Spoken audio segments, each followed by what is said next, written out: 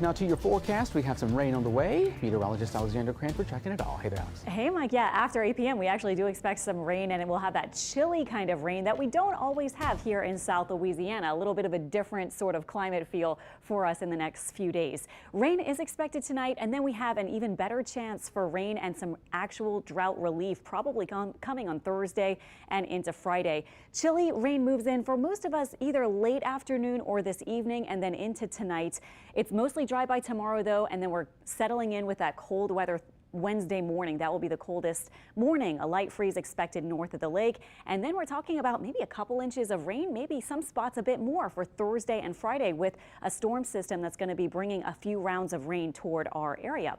Low clouds, oh my goodness, hanging over the city, kind of cutting off the tops of the skyscrapers and high rises there. Temperatures now in the 50s, pretty much area wide. And we have this chilly feel aside from our coastal spots where we're in the 60s and also starting to get our first showers for St. Bernard and Plaquemines, and also some way outside of Lafayette as well. Our bigger picture is showing some frozen precip off to the north in Arkansas heading into Tennessee. Where we are, we're just expecting this batch of rain with some low pressure here. This is an elongated trough of low pressure heading our way, and these surface lows will be sliding along this front, which is staying to the south of us, keeping the chilly air in place, but also bringing that round of rain. So again, watching our model through this evening. This is 5 p.m. on toward 10 p.m. We are expecting the rain to pick up, so kind of a cozy feel tonight, but also we'll have to watch maybe for a couple of areas of street flooding. I don't think we're going to see a whole lot, but we are outlined for a marginal risk of that.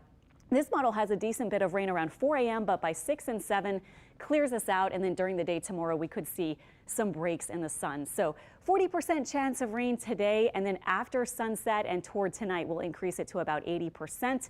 North and south of the lake, lows in the 40s. Looking at our flooding rain outlook, marginal risk tonight. I don't think we have to worry too much about this, but just a heads up for early tomorrow in case that rain has just finished. You might have some wet roads for the early commute. This is our better chance of rain Thursday, middle of the day. Now timing could certainly change, but here's one wave of rain. Into Friday, we start to see more showers with this next system. And we've been talking about our drought conditions for a while now, months actually, and we're looking now for maybe 2 to 4 inches of rain. Now this model is showing the next 5 days, including what we get tonight, plus what we're expecting on Thursday and Friday. And by the way, hurricane season ended yesterday. We're not in hurricane season anymore. A nice treat that we get every December 1st to kind of officially be out of there. We had a near average season, slightly above average energy. No U.S. landfalls, barely anything even happening in the Gulf. And that was the first time no U.S. landfall since 2015.